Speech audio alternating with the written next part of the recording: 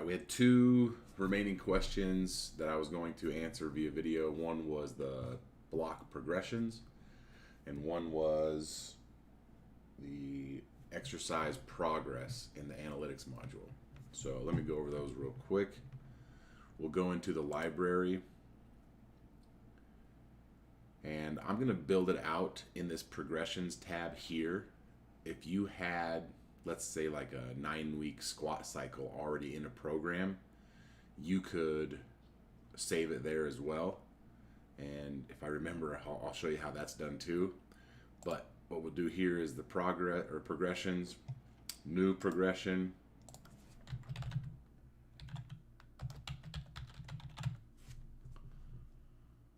We'll name it that because I already have an idea in my head for what it's going to look like.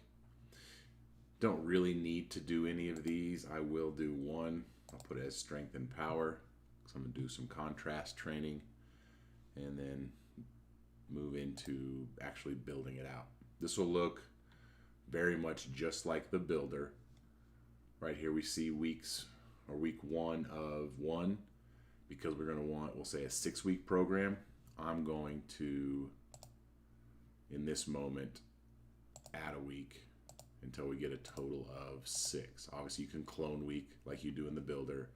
This is just how I'm doing it myself.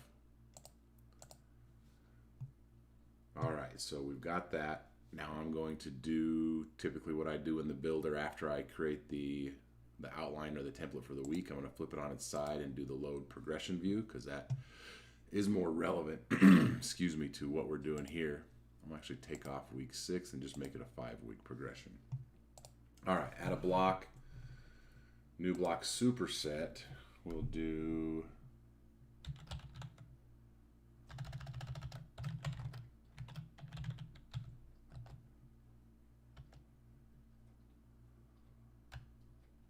squat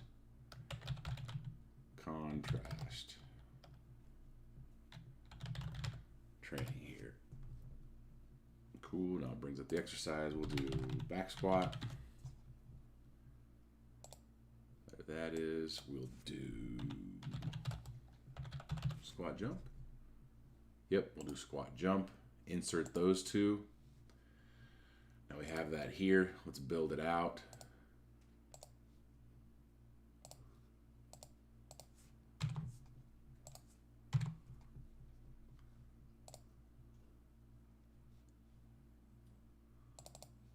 Whoops. There.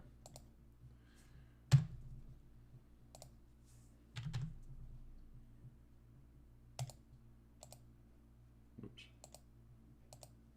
There we go. 4 sets of 5 after 2 warm-up sets. I'll always make the note. First 2 sets are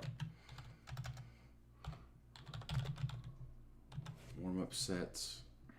I typically like to have the last set tracked so it feeds my activity feed without me having to go in there and check it out myself.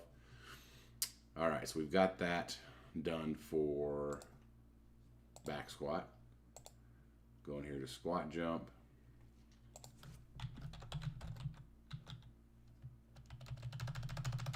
Whoops, there we go. We'll go 5 reps for each of these as well.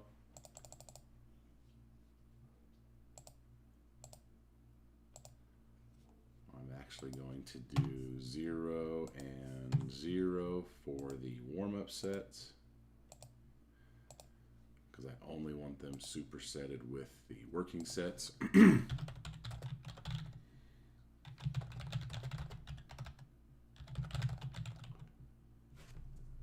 we go. All right, so now we have that prescription built out here. What I'll do is these 3 dots, copy to multiple, select each one of those weeks. Now you'll see that's populated out there. Now I'll decide what I want my progression to be. Just for simplicity's sake, we'll just say that, I don't know, first 2 weeks are going to be the same. Next 2 weeks will be something different, and then we'll have that last week be something else. So let's go with 3 reps here at a 90% difficulty, not percent of 1 rep max, just so he doesn't throw you off here. That looks good. I'm going to hot corner, copy, paste that same thing here. And then over here, we'll do 2 at 95% difficulty, apply all. And down here, we'll take 3, apply all, 3, apply all, and then 2, gotta move my head, apply all. All right, so now we have a 5-week contrast or complex, however you name it, training progression specific to the back squat and squat jump. So now what I can do is go into the library, go into a program, we'll go down to phase 2. Now what I would recommend is that you build out the program first and then you add in the block progression instead of adding in the block progression first. It's just my preference. You can do it however you want to. But here what I will do is, you can see we've got 4 weeks of training. I'm actually going to make it a 5th week so that we can add the entire 5 weeks of that block progression. Flip it on its side, load progression view. We'll look at this block 2, which there is nothing. So this was obviously just a sample for structure, but let's replace that entire block 2 with this block progression. So switch it out. We will, oh, wait a minute. I went the wrong way. We will add a block progression. We'll use my templates up here. You could use, your entire, but we'll stick with mine. We'll look for the Canada contrast, insert that. Week 1 is where we want it at the very bottom. Week 2, 3, 4, 5, that's perfect. Now maybe you want it somewhere else in the week, and I'll just show you that here. We'll take this, put it up to the top. All you have to do is drop and drag it. And you can see it's day 1. You can put on any day that you already have built out. Again, everything needs to be built out to drop the block progression in, and then click insert.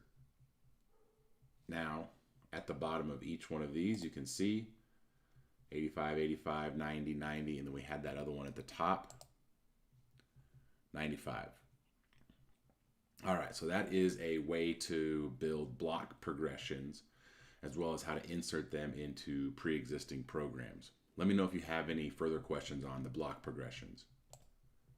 All right, now moving to the analytics module. Click on analytics. Oops, I guess I clicked on Teams. I'll go back and I'll click on analytics.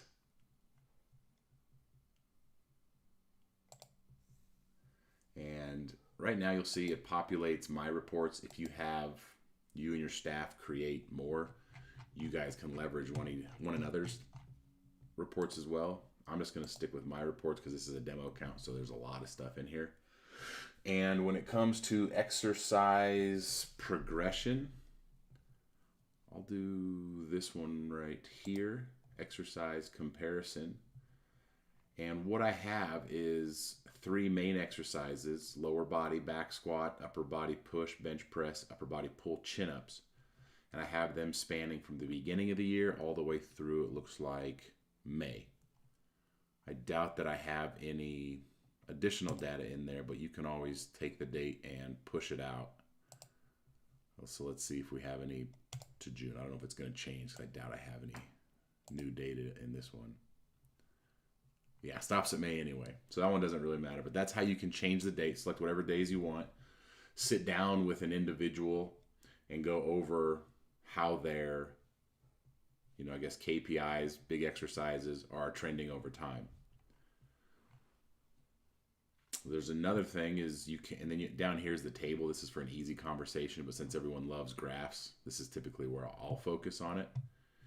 But if I go back to the analytics module and I think I'll pull up everyone's reports. Yeah, here we go, Charlie's. Go to total session load. So this is pretty cool where you can select, for example, right here, back squat and examine the top sets, what that rep max would look like here. But more specifically, since you kind of already went over that in the last one, is adjusting it to load. Now you can see this is only 3 weeks worth, but imagine if you had that January through May like we had for the previous graph. You could examine, the tonnage for that specific exercise and see if that's targeting what you want it to. So did we have a extensive phase that had, a lot of tonnage, but there was not, a very high or big influx in 1 rep max or estimate 1 rep max? That makes sense. We're accumulating some volume. Then we would see like a big drop off like you see here in tonnage, because maybe we're in that intensification phase where we're using heavier weights. Now we're seeing, higher weights up here. Maybe that's the goal. Maybe we don't have an influx, and that's why we're not seeing the change in their performance that we would like to. So those are just a few different ways. There's a lot of ways to use the analytics module. Those are the two that I focus on. But again, just like with the block progressions, if you or your staff have any additional questions, just reach out and I'll try to answer them.